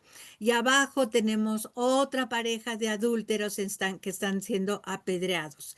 Y del lado derecho tenemos a los jueces en la época de Nezahualcóyotl. En la parte de arriba aparece el antropónimo de Nezahualcóyotl y abajo el de Nezahualpili, o sea, son los jueces en los diferentes periodos históricos, ¿no? Que van a resolver los problemas que les vienen a presentar tanto hombres como mujeres que aparecen aquí, ¿no?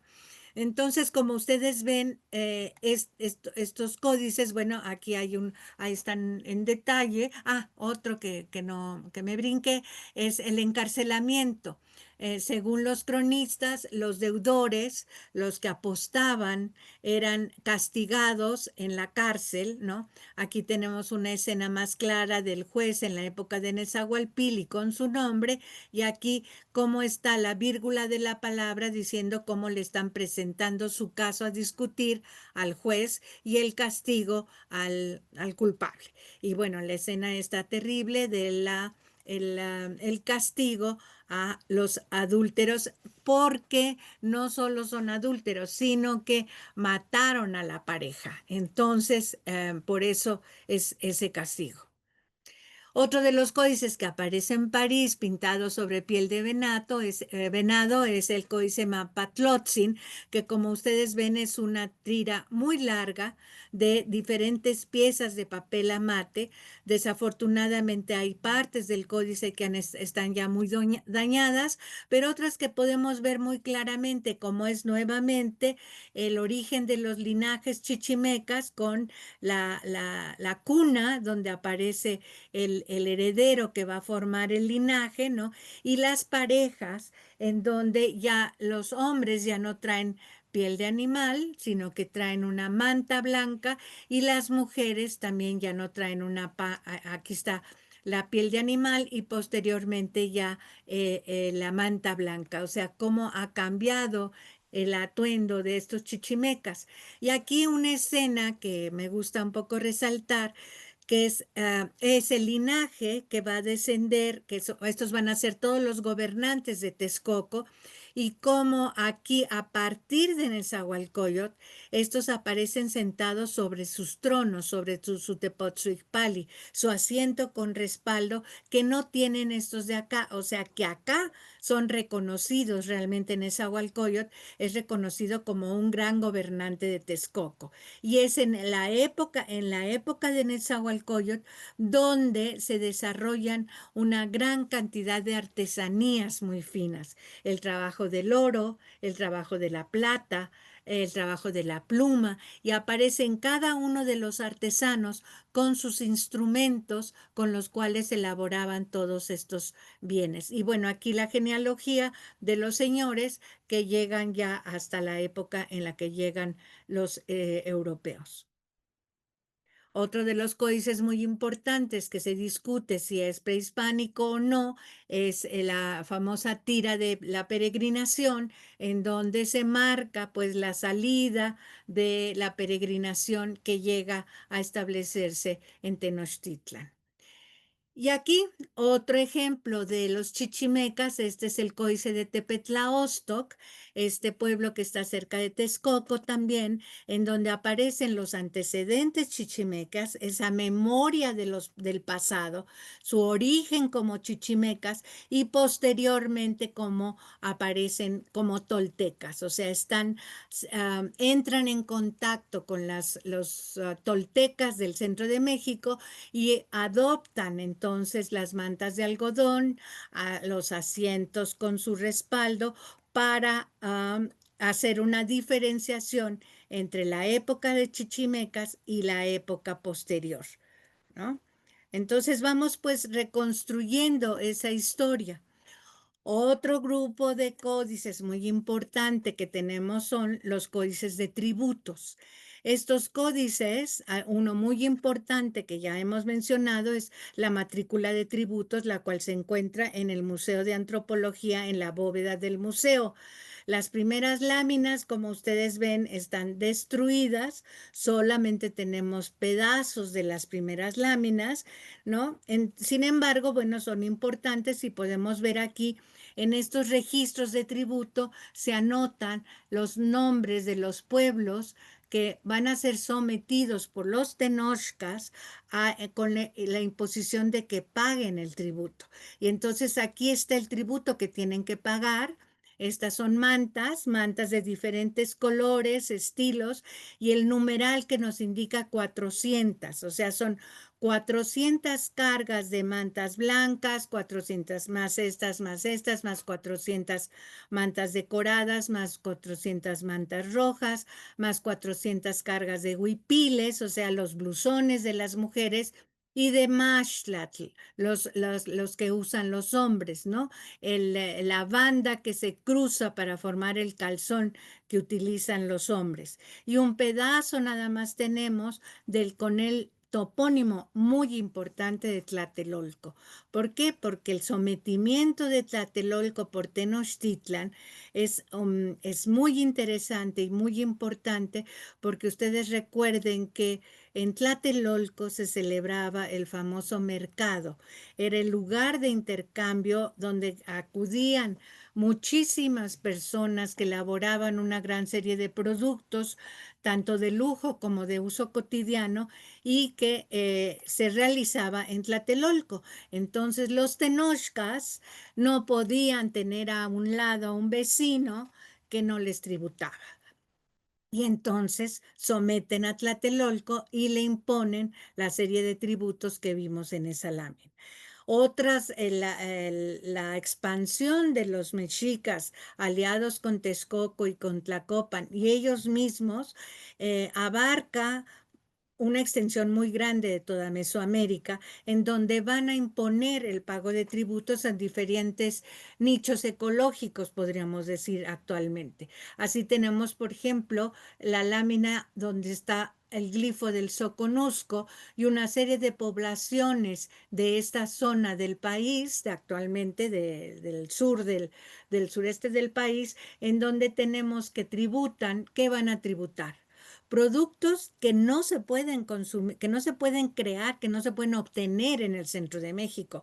En el centro de México no van a poder obtener plumas de quetzal, ni una gran variedad de plumas de colores turquesa, azules, verdes, chalchihuites, esta especie de jade, cacao, pieles de jaguar, ámbar. Todos estos productos van a ser impuestos para el pago de esta región que está aquí encabezada por el Soconusco. Otras zonas muy importantes, las costas, Cihuatlán, en lo que ahora es Guerrero, las plumas, las famosas espondilus, las conchas rojas, que van a ser utilizadas tanto en el ritual como como adornos, como colgantes, como ofrendas a los dioses. Y aquí tenemos entonces también otra serie de productos como es el cacao que ustedes saben que viene de esa región y que va a ser contado con el uso de petates.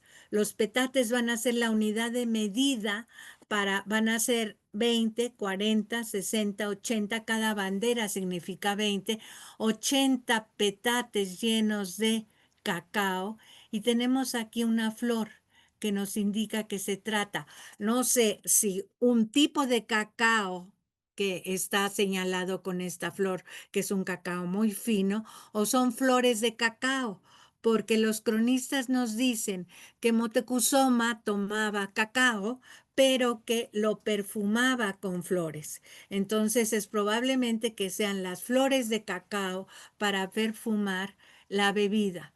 Y esto que tenemos aquí es también una carga de petate, 400 el numeral, de la flor de algodón. el algodón café, el coyuchi.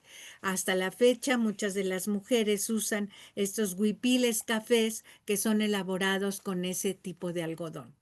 Otras poblaciones van a entregar sal, van a entregar miel, van a entregar trajes de guerrero, casi en el códice, la matrícula de tributos, con excepción de 2 láminas, en todas las demás aparecen los trajes de los guerreros con sus escudos. ¿Esto por qué? Pues se trata de una sociedad que vive en la guerra y que tenía que tener el abastecimiento de sus trajes hechos con pluma, con caracol, adornados con caracoles, con oro, con piel de conejo, etcétera.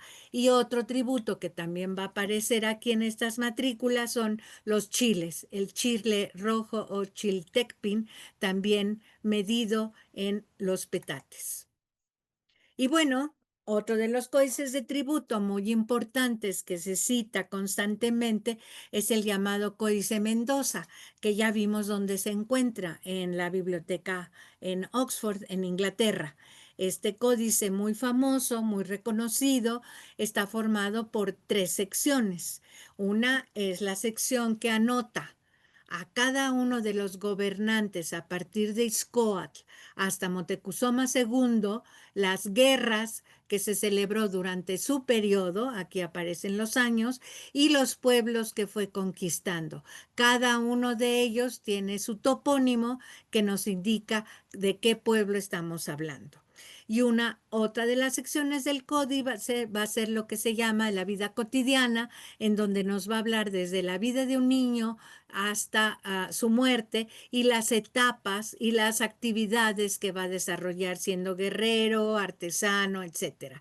Y la sección también semejante a la matrícula de tributos, que es esta sección del códice en donde se anotan igualmente los topónimos de los pueblos sometidos y los tributos. En este caso, vean ustedes los diseños de los textiles que se están exigiendo, la variedad de diseños, las cantidades de mantas que se entregan, de huipiles y enaguas. Aquí tenemos el conjunto, digamos, la falda y el blusón, el huipil.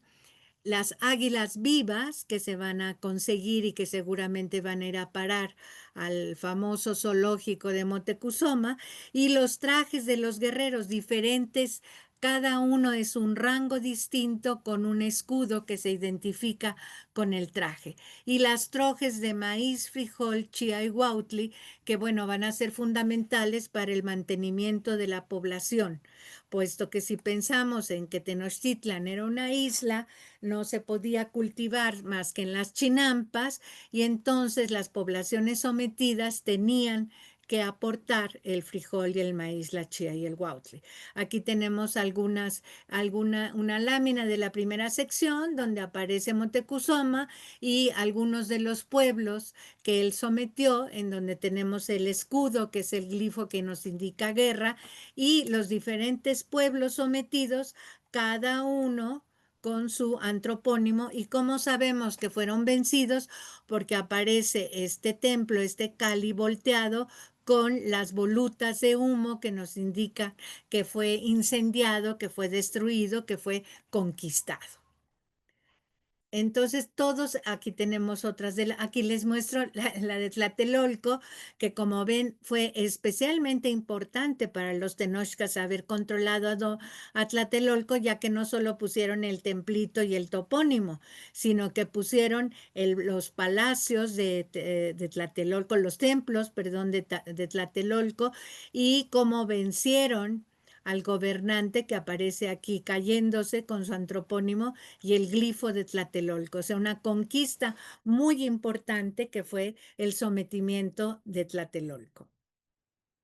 Otra lámina del mismo códice en donde aparece, como les decía, es una constante en estas láminas, los trajes, los diferentes tipos de trajes para la guerra.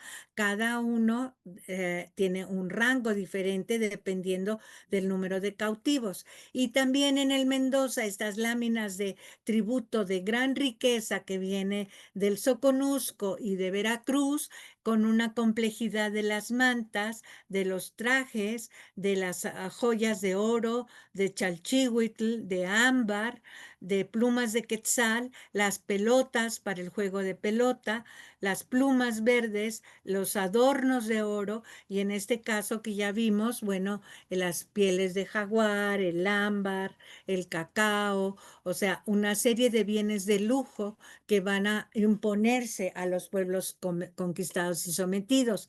Y en esta tercera sección que yo les comentaba de la vida y costumbres de los antiguos mexicanos desde su nacimiento, pues bueno, son varias páginas en donde aparece toda esa, digamos, la vida de un guerrero, podríamos decir, y una serie de otros temas, como puede ser también aquí el apedreamiento a los adúlteros, ¿no?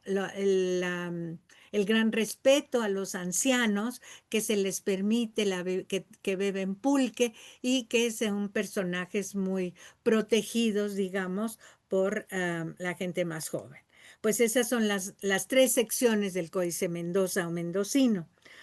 Ahora tenemos este pequeño mapa que se encuentra en México, en la Biblioteca Nacional, que es una sola hoja de papel europeo, pero es muy interesante porque esto que ustedes ven aquí son los topónimos, o sea, los nombres de los lugares. Aquí está el lago de Texcoco y esta es la sierra. Y aquí aparecen una serie de pueblos que ustedes ven que están unidos por líneas de diferente color. Esto quiere decir que todos estos pueblos dependían de un señor, todos estos de otro, todos estos de otro señor y todos estos de otro señor. Esto es lo que algunos investigadores como Pedro Carrasco ha llamado el envenenamiento. Bueno, que están entremezclados, perdón. O sea, que no es como nosotros, que nosotros aquí en un territorio tenemos de aquí a acá es nuestra tierra y la medimos. Y después de nuestra tierra hay otro señor que tiene otra tierra, es otra. Pero acá lo que nos está mostrando estaban entreverados, o sea, estaban mezclados. Entonces, una tierra que, por ejemplo, podamos decir, Tlalpan pertenecía a un señor y resulta que Xochimilco pertenecía a otro. Y había momentos en que se entrecruzaban. ¿Cómo esta mezcla, qué significó para los que llegaron del otro lado del mar? Pues muy difícil de entender cómo era esta distribución de las tierras y estas, como este señor de acá no se peleaba con el señor de acá, sino que cada quien sabía, estos tributaban a uno, estos otros tributaban a otro, y aunque tenían un espacio aparentemente común, cada quien sabía perfectamente cuál era su territorio y a quién tenían que tributar. Entonces, en ese sentido, este mapa, aunque es muy sencillo, pues nos muestra la complejidad de la tenencia de la tierra en el México antiguo. Y otro de los documentos muy distintos que aparece en la Biblioteca Nacional de Francia es este códice. Este códice que, como ustedes ven, mide 1,66 por 26 centímetros. Es una tira de papel amate, ¿no? En donde podemos ver las juntas del papel amate, que está dividido en secciones y cada una de estas 4 secciones son 52 años, 52 años y 52 años. O sea, es un documento que refleja todavía la organización del tiempo y vamos a ver ahorita cómo es cada una de estas secciones. Cada una de estas secciones aparece aquí con una serie de años que van dando la vuelta acá, que siguen acá y que siguen acá. Y en cada año nos va anotando qué fue lo que pasó en ese año, ¿no? Y de esa manera nosotros podemos reconstruir mucho de lo que pasó en esa región. Es un códice de la zona de Texcoco, no sé, es el llamado Códice en Cruz, en donde iniciamos aquí con el año 1402, Tochtli, aparece el glifo de Texcoco, el Texco y el Texcatl es el cerro y el Comitl es el cántaro que nos da la lectura de Texcoco. el nacimiento de Netzahualcóyotl en el año y el día 1 venado. O sea, que aquí tenemos toda la cronología de lo que ellos consideraron importante. En el año 1404 aparece Huitzilihuitl aquí en Tenochtitlan, en su asiento de noble, y el glifo de Tenochtitlan. Entonces, el códice va en estos años no pasó, ellos consideraron que no pasó nada importante que tenían que registrar y entonces aparecen vacíos. Sin embargo, en 1414 aparece como se muere Huitzilihuitl, el que aparece nombrado aquí, muere en Tenochtitlan y aparece nombrado Chimalpopoca. Chimali, el escudo, y el Popoca que humea. El escudo que humea, Chimalpopoca. Y así nos va relatando desde el nacimiento de Nezahualcóyotl, la llegada, como ven, en 1518, ven a lo lejos el barco con el glifo del agua que lo pintan a la manera tradicional y los soldados que vienen en el barco. O sea, y aparece aquí un personaje con unos ojitos que nos está diciendo que los vieron venir, los vieron que llegaban, ¿no? Entonces ya sabían que iban a llegar, o sea, sí sabemos que hubo digamos, varias misiones, ¿no? En donde ya los indígenas desde la costa habían visto a los barcos. Y bueno, aquí esta página nada más para que ustedes vean el estado en el que está, pues está destruido y aquí pues el sello de la Biblioteca Nacional de Francia diciendo es nuestro documento, aunque es mexicano, ¿no? Pero pues aquí tiene el sello de la Biblioteca Nacional y como lo hemos trabajado, cada una de estas imágenes nosotros le damos un número y analizamos cada una de estas imágenes qué es lo que nos quieren decir. Y bueno, al final del códice en cruz, él registra ya las páginas cuando llegan los españoles, ¿no? Entonces registra aquí la llegada del virrey de Mendoza, aquí está. No sé si ustedes alcanzan a ver aquí, aparece el personaje y aparece una tusa, porque entonces empezaron a escribir en glifos, en dibujos, los nombres en castellano. Entonces, ¿cómo es Mendoza? Aparece un maguey que se lee metl en náhuatl y una tusa que se lee tosan. Entonces, Mendoza, Mendoza. Entonces, he ahí, digamos, una de las características de estos documentos en donde registran los glifos leídos en náhuatl y cómo en los primeros años de la colonia empezaron a escribir con glifos los nombres en castellano. Y aquí tenemos un ejemplo en este códice. Bueno, otro más, pasamos a otro de los documentos, el Códice de Azcatitlan, que bueno, realmente lo que es muy interesante es cómo nos refleja pues lo que diríamos parte de la vida cotidiana en Tenochtitlan, ¿no? Las mujeres desde la azotea, las mujeres nobles, ricamente vestidas, con sus peinados de señoras casadas, que están viendo el lago, cómo se deslizan las canoas por el lago transportando pues miles de cosas que se distribuían. A esta división le puse nuevos tiempos, nuevos tributos. ¿Por qué? Porque entonces ya estamos en los primeros años de la Nueva España. Entonces ya son nuevos tiempos, aparecen nuevos tributos y aparece la evangelización. Pero vean ustedes en esta escena el bautismo, cómo aparece el fraile que está bautizando, pero la manera de pintar el agua es totalmente a la manera indígena, como se escribe en los códices. Es el glifo del agua con las pequeñas conchas y caracoles que nos indican el agua. Y bueno, estos códices coloniales pues nos van a reportar muchos temas, van a variar los temas, obviamente. Los temas, uno de los temas muy recurrentes van a ser las quejas de las poblaciones, de los castigos y las exigencias de los encomenderos, de los conquistadores. Entonces aquí tenemos este documento que se llama el manuscrito del aperreamiento, en donde marqué en un pequeño recuadro a Cortés y a la Malinche, ¿no? A la Malintzin, en donde la Malintzin trae un rosario en la mano para indicar la evangelización. Ella ricamente vestida, como ustedes pueden ver, con un huipil de lujo, con cascabeles de oro, y al elegante Cortés, que no está subido en su caballo como conquistador, sino ricamente ataviado, ¿no? Que es una imagen muy singular de Cortés.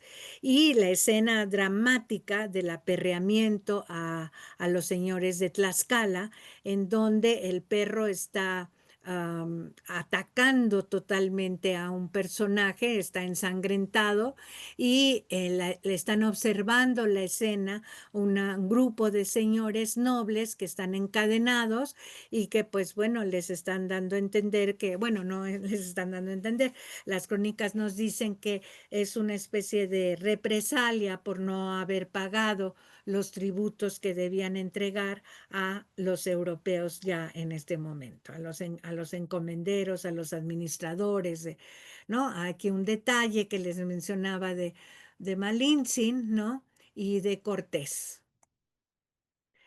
Y bueno, otros códices también de la BNF tenemos este tipo de documentos en donde, como ustedes ven, ya ingresaron las glosas en caracteres latinos, o sea, están combinados tanto la imagen como el texto y ya aparecen una serie de elementos que no se que no se conocían, como son los caballos, y en este códice lo que se trata es el tributo que tienen que entregar, que ya no es el tributo de conchas, de pieles, de mantas, sino que va a ser cada una, ya saben que es el 20, es gente que tiene que ir a trabajar a la casa del encomendero y las mujeres tienen que ir a moler también como parte de sus obligaciones tributarias, además de entregar monedas, ¿no? Monedas que aparecen en la parte de aquí abajo, ¿no?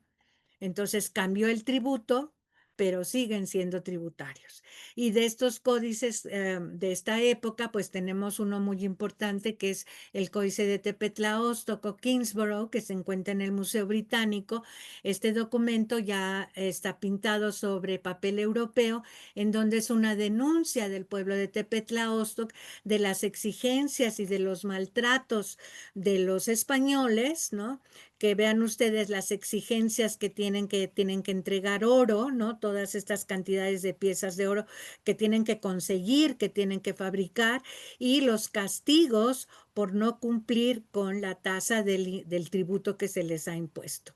Aquí la cantidad de oro que tienen que entregar y el maltrato es una denuncia, ¿no? Ante las autoridades europeas del maltrato y del tributo que está sufriendo la población.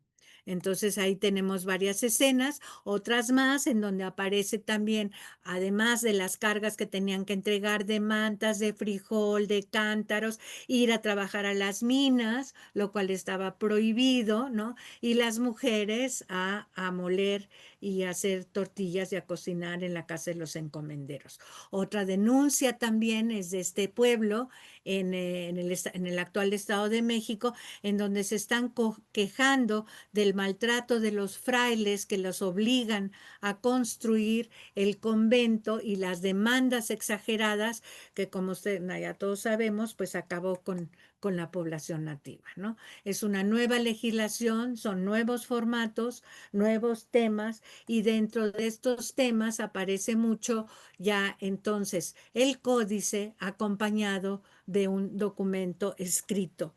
¿Por qué? Porque todos estos documentos fueron presentados ante las autoridades legales para discutir la tenencia de la tierra, en este caso es la herencia, aquí está el personaje central toda su genealogía con sus hijos, sus posesiones, lo que tenía de las casas, ¿no? Y lo que recibía ella por ser una mujer noble de tributo, de cacao, de chile, de canoas, etcétera, y todo el texto en náhuatl que denuncia, o sea, que pelea.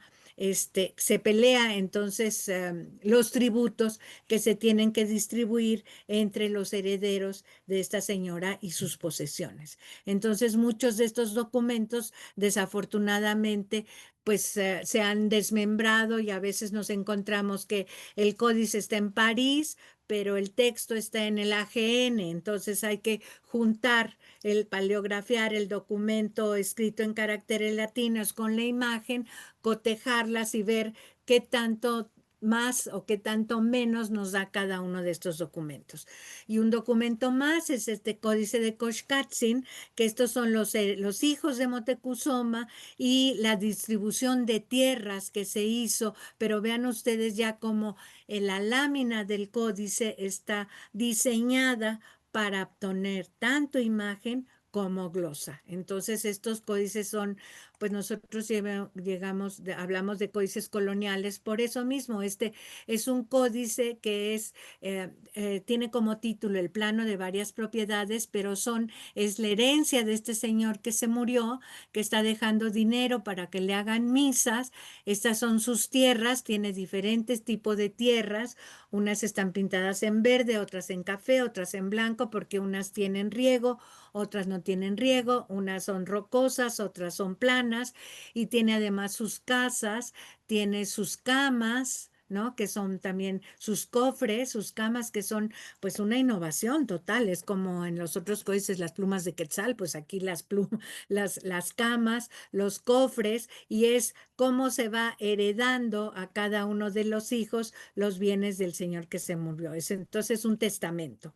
Y que también es muy Perdón, interesante. Luzma, ¿de qué año son estos? Más o menos. Estos son siglos XVI. Ah, ok, gracias.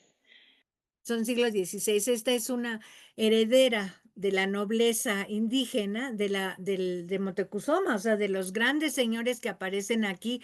Es la genealogía y vean ustedes cómo se va modificando la genealogía, que las mujeres ya no están vestidas, digo, estas son mujeres vestidas tradicionalmente y la heredera, que es la que está peleando una serie de bienes, está vestida ya totalmente a la usanza europea. Es la genealogía de la familia Cano.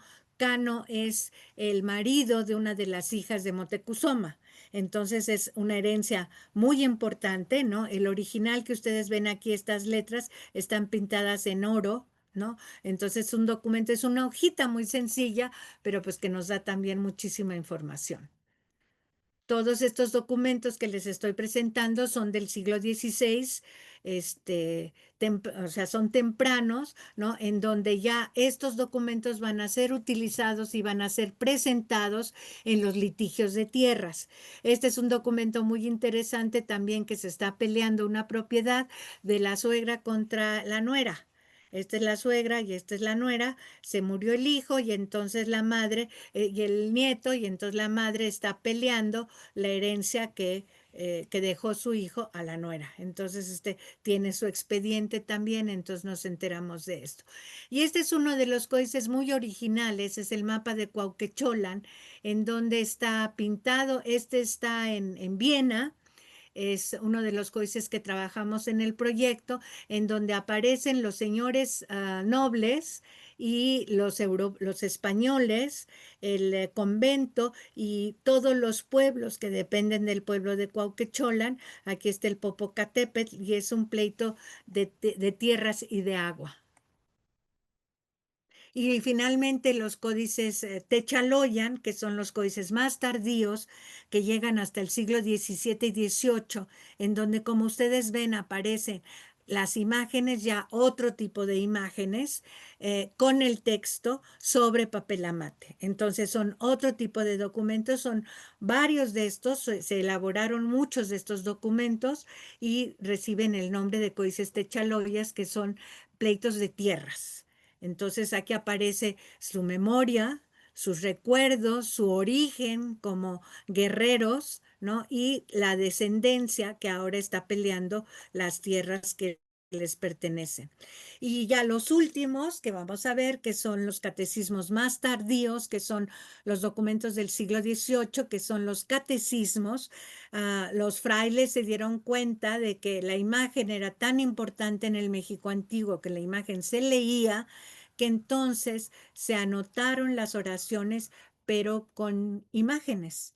Entonces el Padre Nuestro que estás en el cielo, santificado sea tu nombre, venga a nosotros tu reino, hágase tu voluntad en el cielo y en la tierra, etcétera, etcétera, etcétera. Entonces, todo ello, todas las oraciones aparecen en imágenes. A mí me gusta mucho este, que es el credo que ustedes ven, que creo en Dios Padre, creador del cielo y de la tierra, que sufrió, que padeció al tercer día, que sufrió, que bueno, no me la sé completa, que bajó al infierno y al tercer día resucitó. Entonces aquí están los tres, que resucita, que subió al cielo y está sentado a la derecha del Padre y vendrá a juzgar a los vivos y a los muertos, ¿no? Entonces así todas las oraciones que todo católico debía aprender, se anotaron, se pintaron en estos códices, algunos de los cuales tienen unas medidas, creo que no puse las medidas, pero hagan de cuenta estas servilletitas de papel blanco que hay en muchos lugares, ese es el tamaño del catecismo. ¿Por qué? Porque el catecismo tenía que trasladarse, los frailes tenían que traerlos en la bolsa. Y finalmente le pido a Claudia que lea este último texto que puse aquí. Adelante, Claudia. Nunca se perderá, nunca se olvidará lo que vinieron a hacer, lo que vinieron a sentar en sus pinturas, su renombre, su historia, su recuerdo, siempre lo guardaremos. Nosotros, hijos de ellos. Lo vamos a decir, lo vamos a comunicar. A quienes todavía vivirán, habrán de nacer. Crónica Mexicayotl. Ok, muchas gracias. Pues muchas gracias, con eso termino. Muchas Aquí, gracias a ti. aquí les puse la página de la página web, por si quieren entrar a ver los documentos, pues ahí están en estas dos páginas. ¿No? Muchas gracias. Muchas gracias, Luz María. Pues muy interesante todo. Pues pasamos entonces a la sesión de preguntas, comentarios. Hay una pregunta aquí. Dice Alba Díaz, ¿me podrían recomendar códices náhuatl o mixtecas relacionados con el culto al agua, en especial si está relacionado a aguas termales? Pues así especialmente de culto al agua. Pues mira, yo le recomendaría que entrara a Moshkali, ¿no? Y en la página de Amoshkali hay varios documentos en donde aparece, ahorita no me acuerdo el nombre, pero hay uno especialmente en donde aparece el agua así pintado en azul precioso y es toda una discusión sobre el agua. Ahí, y en los documentos de Tlacuiloli, ahí también hay pleitos en donde se discute sobre el agua también, ¿no? Muchas gracias. ¿Alguna otra pregunta, comentario, duda?